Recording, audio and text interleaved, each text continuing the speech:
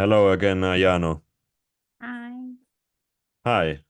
So we've done a few videos before, and a while ago I was talking to you privately about something that I thought was really interesting, and it has to do with teaching beginners.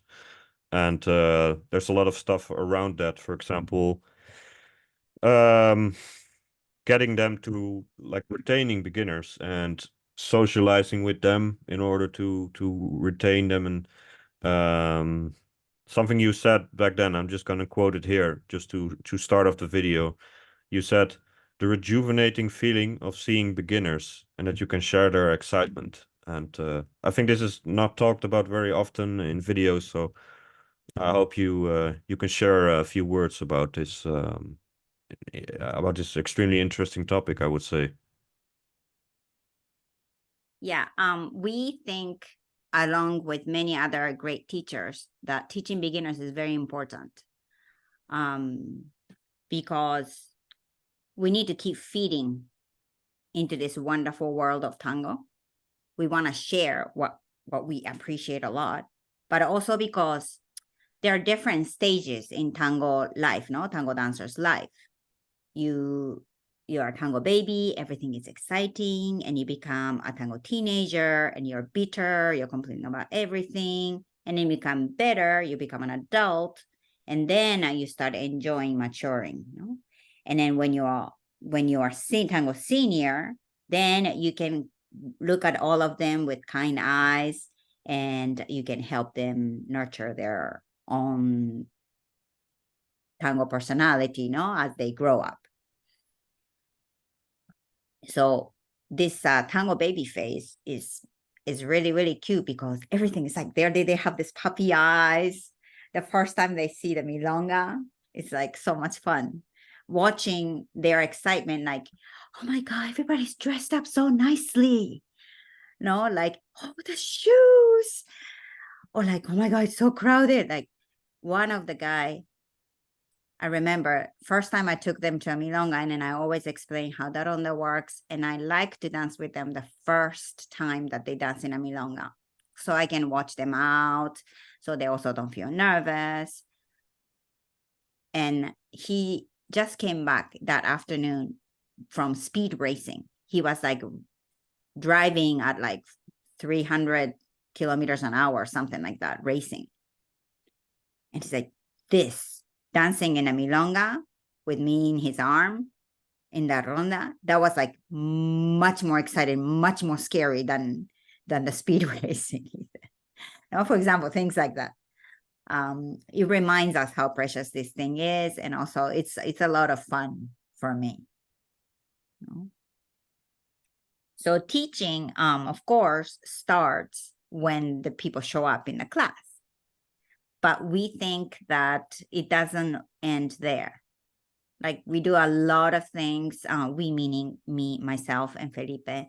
We do a lot of things, extracurricular activities. I send them emails about music. I send them links how to listen to music, and I send them like a playlist of very simple music so they get used to it already. We don't have enough time in the class to talk about all the topics, right? And we also do name tags, for example. That's important for me because tango is not just a dance.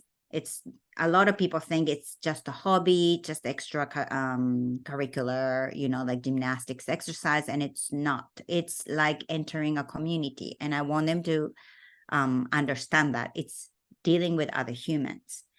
I emphasize a lot on saying hi, introducing yourself to people, saying goodbye. It's very important. It's not just to show up and go out. It's not like you buy a ticket for the class and you're done. No, it's not like that. You enter a family and enter a community. So I make like this, like name tags, everybody, like every time. And if I can, and like from the second class, I try to remember their name and I write their own names. And people like that, that to be recognized. It's nice. It's just basic human things. And in that, they start coming in to the community. And I also encourage them to expand beyond the class. No, After the class, it's 1 hour, 1 hour and a half. It's so short. We try to combine with the practica, so they also get to see intermediate students to do more dancing done in their body. But still, it's 2 hours a week. It's nothing. It's nothing. So they need to start coming to like donuts after milonga, like to go for a burger after, because when this situation change, then the conversation flows. You get to know about the person. You talk about things that are all sorts of things that are around tango, not just about how to lead the ocho. You know what I mean? Because if you just, yes, that's also a very fascinating topic that we can talk all night long. But there are many other things that come up in a natural way of conversation. So we want to encourage that, no? And Sorry, also for an them to example? connect. Hmm? So what's an example of that?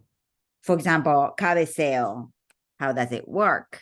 No, like, because they see, for example, like when they come to milonga, they see a lot of things and they have a lot of questions, and I try to explain, but like they will have honest questions, like how do you avoid that you have mistake? I'm like, well, mistake happen all the time. There are things that you can do, like keeping the eye contact until you go there, and you keep in your tango face. So if it's not you, you just keep walking past as if like that was your plan from the beginning. Like things like that. There are a lot of things to talk about. It's very it's fun. I love their questions. Yes. Yeah. So essentially it's about not just having enough with the lesson time, because it's essentially so short. And if you want to retain them, then your strategy is to do more with these people to make them turn into some community and maybe get to know each other better, and maybe they're more likely to stay. Is that the right do I Yes.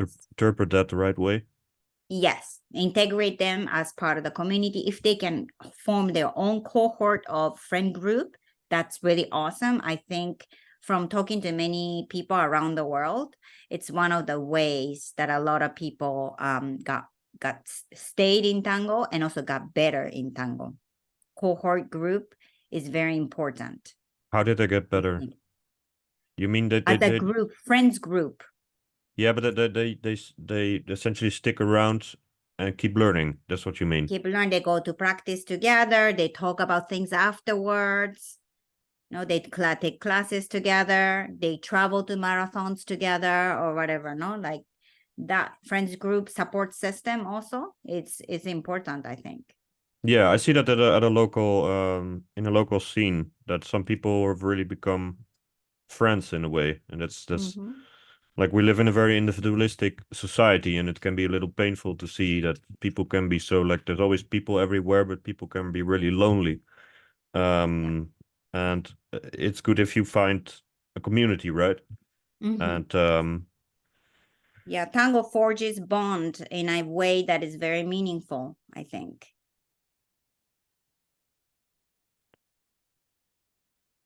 yes, and so unless you wanted to say something.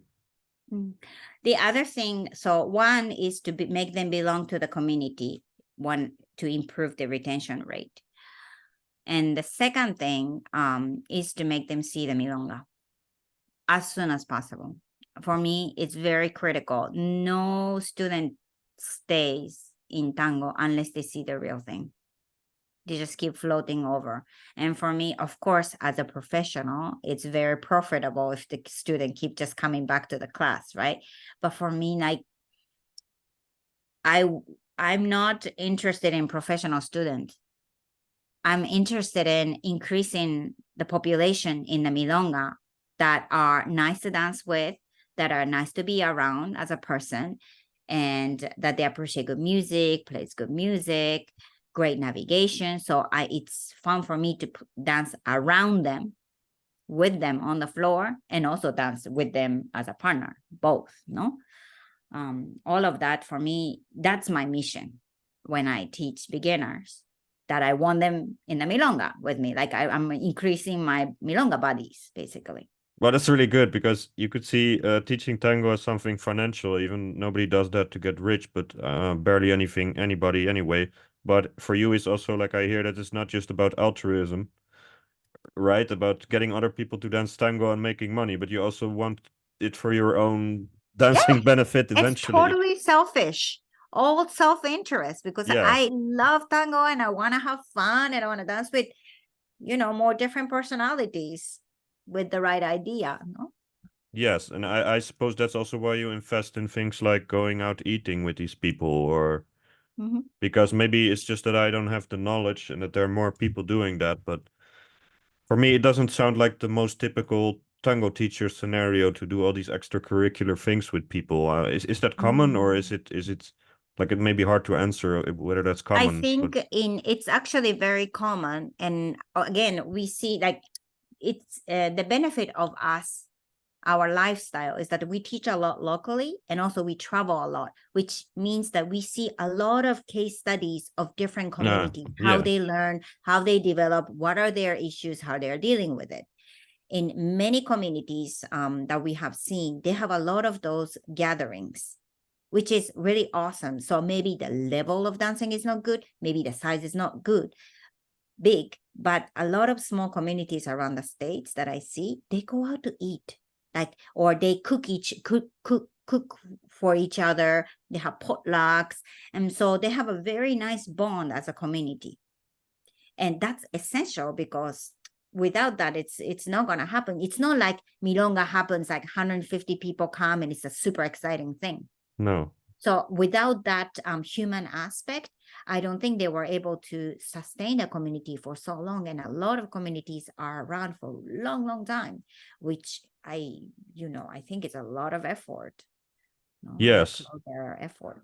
yes. In Asia also, because a lot of restaurants are open late. Uh, So they go out dancing and then they go out to eat and have a drink. that sounds And like it's a Buenos very Aires. casual thing. Also because you're hungry after, you might just like snack on something and come to the milonga after work.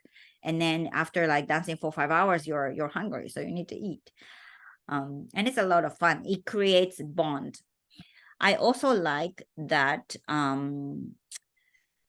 that way you also connect with not just with your student or your friends, but maybe just happen to be that this restaurant is the only thing that is open after the milonga, right next to the milonga. So all the people go there. And even the people that you don't dance with or you might not even talk to might be there in a close proximity. So that kind of situation, a change of scenery, it creates more interactions, like in a casual way. And that's very good. For example, like Bad Navigator, that I'm like so angry in the milonga, that are there in the donut shop after the milonga, Friday milonga. And maybe we start this conversation about like, oh, you want to be aware of these bumps and, kicks because you want to preserve other people's nice, enjoying melting embrace. And then they can take that. They Maybe they hear it or maybe that they join and I can start the conversation, things like that, okay. no? But I cannot tell them. I'm not going to say it's like, hey, like this, and they won't listen. No, yeah, But that's in that different environment, maybe something like that naturally occurs they and become more things like receptive. that. Perhaps Hmm? perhaps they become more receptive. Yeah, perhaps we hope, but Yes. things like that, right? Or like, I wanted to dance with so and so, and they would not look at me. But then they're at the donuts, so like, hey, hi, my name is Ayano, nice to meet you. And maybe next time Ah, the dance could happen again. Like yes. things like that, more casual encounters. It's always the better. Yes. Yes, interesting how indeed like how much work there actually is in having a good tango scene, because I've seen some of these tango scenes that feel very fragmented. And Mm. I think it also helps sometimes if you live in an exciting urban environment. For example, like you make me think about Buenos Aires, that there were people going to an asado after the milonga, and restaurants here close at like 9 or 10, and then people would think that's really funny in Buenos Aires if they come here, but it's just a different kind of going out culture. And Well, maybe not asado, more like café con leche with media luna, but sure. well, actually, I have an example of people who were just like just going, that's crazy. Just doing that like in the middle of the night, but I guess that's Buenos Aires. But it doesn't have to be that extreme, of course. But it's good if you can get people to, like you say, to socialize. And what I wanted to ask you about that, like it's always a bit of a tough question to ask, but I've noticed from your previous interviews, which I'll link in the description of this video, I've noticed that you and Felipe are still very much in love with tango, and I find it quite interesting that you guys not only teach and do all these things, but then also put in all the effort of essentially what we're talking about today, all this extracurricular stuff, everything that happens beyond the class. I mean, it's quite admirable to me that you have like the just the whole patience, the whole to live so much tango, like right It's for not some. something that we try. Oh, it just happens. I don't know. Okay. It's not an effort. Okay. It's not It's an not effort. an effort. Okay. Yeah. It's a true joy. Like I really insist on going to milonga. So like on the after first day, I normally send out the music email. You guys need to start listening to the music, and this is extracurricular because we don't have time to talk about this in the class. Like you have to do it like all the time. And then after second or third class, I already send email about let's go to milonga. Literally, the title of the email is "Let's go to milonga," and often because both of us DJ, Felipe and I, so one of us will be DJing in one of those milonga around the class. So they say, okay, come say hi, hang out with us, and we will explain. One of us who is not DJing will explain to you guys how the milonga works. You know, and then we, if they stay until the end, we go eat burgers. So this is There are certain things that they need to know, and I think a lot of things make sense the moment that you are in that environment of milonga. We talk, for example, cabeceo is one of the fun one. I have a card like this, and I have several things like this that I give them. Okay, so if I'm not there, you need to ask the people around that are experienced milonguero to explain to you what it is. No?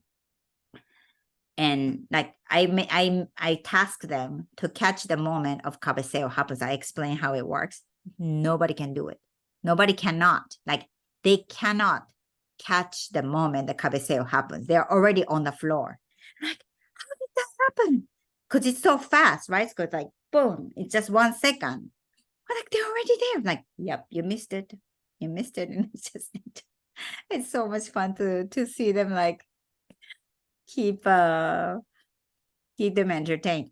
The other thing that for me is very important is the navigation. There, it's so easy, people who only have 1 or 2 classes can dance in a crowded floor. They might not have fun. They are terrified. The vocabulary is limited, but just function on the floor, you only need very few things. The ability to advance, the ability to stop and stay in place. That's the only thing you need. The rest is a knowledge of understanding where to go, when to go. No? Like you enter, then you have to become part of the ronda. And the purpose is to make the ronda moving, right? Without bumping. Why not bumping? Because the follower is giving all their trust in you. You have to protect that. It's like a bubble. It's like a magic. There is no other place where you have a full trust of somebody navigating them, their eyes closed with the high heels, toes exposed, walking backwards. You know what I mean? It's a big thing. There's no other place. Only when maybe a newborn baby you have in your arm. The rest of their life, like you don't have that much responsibility. So as a leader, it's so important to take care of your follower and the people around who also are in charge of all the other people, dancers' trust. Yeah. Right.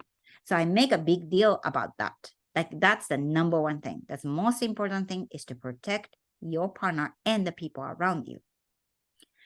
In order to do that, they need to be paying attention, not only with your partner, but also people around, especially the couple in front of you. I said that that's your reference. When they go, you go. When they stop, you stop. Go to the corners, because the room, even though ronda sounds like circular, most rooms, most dancing space is rectangular or square. The difference between circle and the square is that you have corners. So you have to go all the way to the corner and then all the way to the next corner, and so on and so forth. It's a very simple algorithm. Somehow they like to skip the corners. And I said, the moment that you skip the corners, you're missing two sides that don't move. The best place to dance is the corner. No, because it doesn't move. The walls and the tables and chairs don't move, supposedly, right? Not only that, but you're also invading into the inside lane, increasing the chance of choke, no?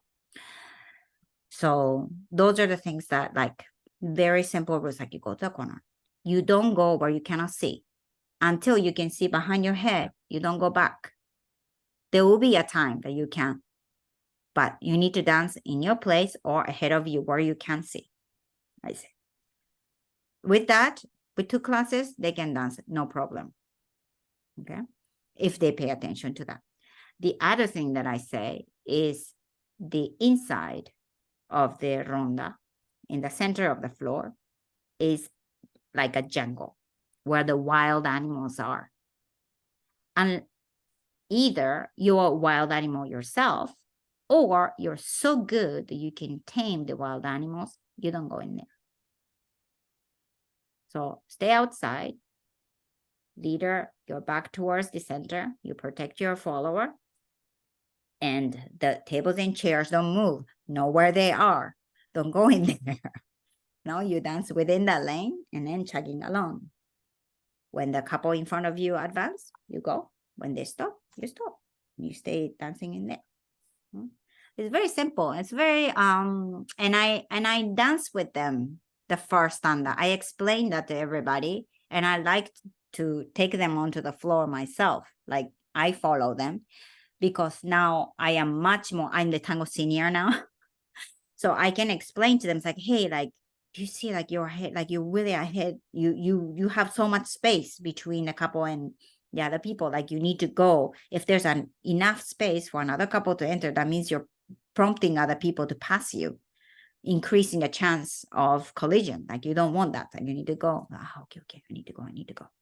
No, there are things like that. Like, sometimes you explain the simple rules and it's not enough. Like, hey, like, you skipped the corner. Like, oh, did I? Like, yes, you did. Or like, oh, you're just taking a step back. Really? Sometimes things are happening without their awareness. No.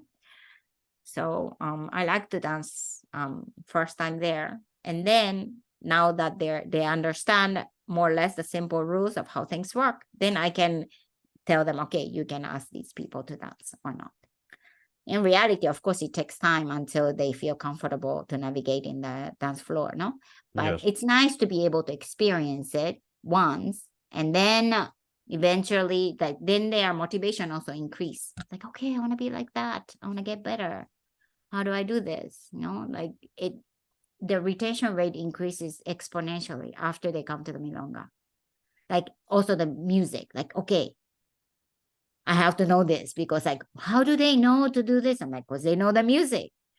How? Like, because they listen to it. Yes. No, or they go to milonga every day. So then you will listen to it no matter what. No, things like that.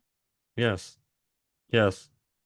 Well, I guess this is the whole process of how you mentor people, in a sense. And you said it's effortless for you. So that's yes, that's it sounds like a lot of dedication, but for you, if it feels effortless, that's absolutely great, right? Because it probably says something about the passion you have. But also, I live in a community that is very active with tango, with a lot of nice people. So I don't do this by myself. We don't do this by ourselves. So there are nice people around, and I introduce them. Like, hey, this is the student from Stanford Tango Club. And then it's like, oh, can you explain to them about this, for example? No? And then they would do that. Okay. And they might dance with them, they might not dance with them. At least they will talk to them. Yeah. I always introduce them. Yes. And I think that's nice. Yes. No? Yes. And so whole community is also invested in growth of the new dancers. Because we welcome new people, new blood. Otherwise, it just goes stale. It's not the Yeah. same, no? Yes. Like beginners, now the tango shoes, for example, are so expensive. Most of them, when they start, they dance in socks. You know, like it's really hard to dance in socks.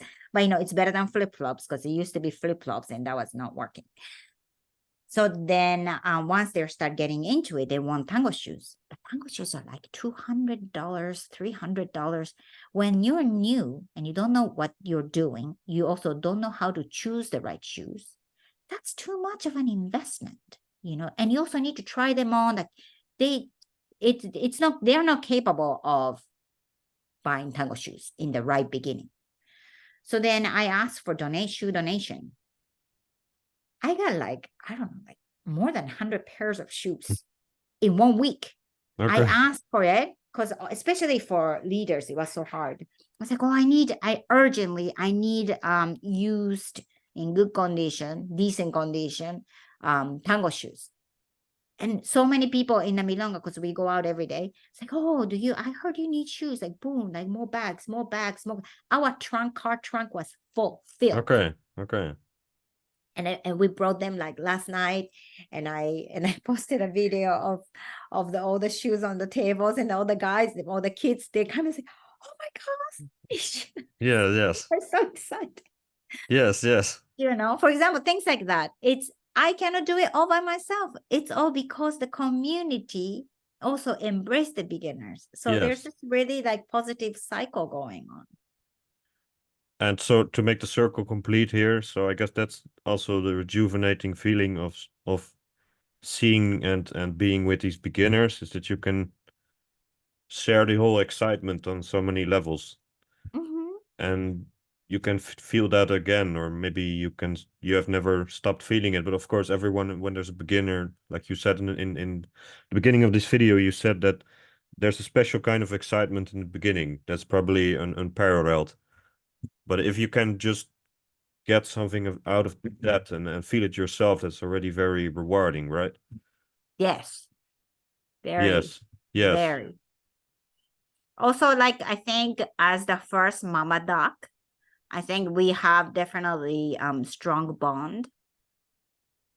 There's a special bond between the little chicks that sees the first tango, and that bond is really something precious. And I feel very protective, like of them. If something happened to them, I will be very, very angry. I'll be a very scary mama duck. You know, I'll be watching over. Tango is a lot of fun, but they're not so fun part, like dark part, like Robin Thomas talk about.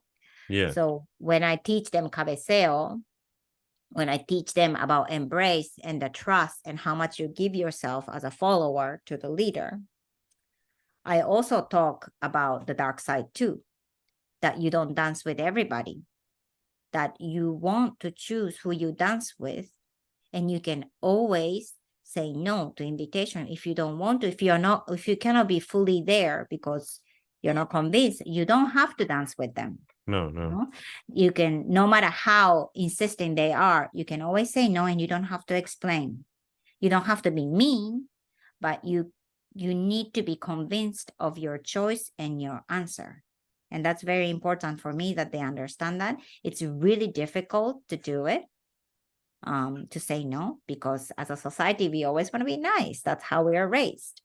But that's important. And I always have a sign that I show in the class, also when we take the kids to the milonga for the first time, to be able to say no and to choose the dance that you dance. And then also, if something happens after you choose and you're in the dancing and something happens, I don't know what, but you need to stop dancing for whatever the reason is, you can always say, thank you, I need to stop dancing, and leave the floor. And you don't have to explain why. And that's always your choice. You can do that. And we are always there for you. that if something happens and you need to consult with somebody, either us, the DJ or the organizer or senior members, that's also why I like to introduce new dancers to more experienced, nice people in the community. So they have like a backup system. Yeah. No, that kind of thing. I think it's like a safety net. Hopefully it doesn't happen, but maybe it will. And it's nice that that safety net is there. So it's like a both ways, happy side and dark side too. It's a whole package. No, it's like a tango is like a real world in like a small scale, so more concentrated scale. So all kinds of things happen. Yeah. So it's good to be a bit of a protective mama duck. Yes. But it's really nice that we have that bond. Yes. I really appreciate that. Yes. So is there anything else you wanted to add to this topic, or did we cover everything that was important? I mean, there are so many things, right? But I hope that because tango is not the easiest thing in the world. I think a lot of people drop out for one reason or the other. And it's such a shame because it's such a wonderful world once you get it, no? And maybe there are certain things that people know, and they're doing naturally without realizing. And it's so nice if we can all share that kind of ideas so we can keep more people in tango and keep enjoying tango. I think world will be a better place. Well, I particularly like, just maybe as a conclusion, I particularly liked how you described, for example, telling people to say hello to each other. And sometimes I really feel like in milongas, for example, as a DJ, sometimes I feel like I'm some kind of jukebox in a corner and people are not even bothering to wave. They don't have to, but I like it if there's some kind of contact with people. But even in general, if you go to milonga, some people can be so closed. And yeah, I just like it when there's a bit of a vibe of, hey, I'm here to have fun. Are you also here to have fun? And that doesn't mean you can also go say hi. Yes. When I DJ, I go say hi, especially those that I've never seen before. Like I know they're visitors or something, or either a beginner or visitor, right? I go and say, hi, my name is Ayano. How are you? What's your name? Do you live here? Are you visiting? You know, things like that. Yeah. And just to break the ice. So it's all about the mindset. And again, it's important to know that there's no pressure to dance with each other. You can always say hi, introduce yourself, and if it happens, all the stars align, you might dance, or you might not. And it's okay. You don't have to. It's not all just about dancing. It's never just about dancing. No. Yeah, I also wanted to try to make that clear, that it's just about the socializing aspect, which does not necessarily like lead to any well, for some people maybe it does, and that's sad. Like some people may feel when you're nice to them, they feel like that also means that you want to dance with them, and that's not always the case. So I guess that's a little complicated sometimes, with people have certain expectations maybe. I think you need to grow up. Like tango makes you also grow up. You know, again, like this choice that you make, the dance that you share with the other person is something precious, and it's not to be compromised. You know, it needs to come for real. Like, so you need to be convinced about the music, convinced about the partner, and then you dance, and it's a real, like, really awesome thing. Like for me, because I'm at this stage of tango senior, that I choose quality over quantity. Right? Maybe when you're a teenager, you just want to eat a lot, so maybe that's not so much. But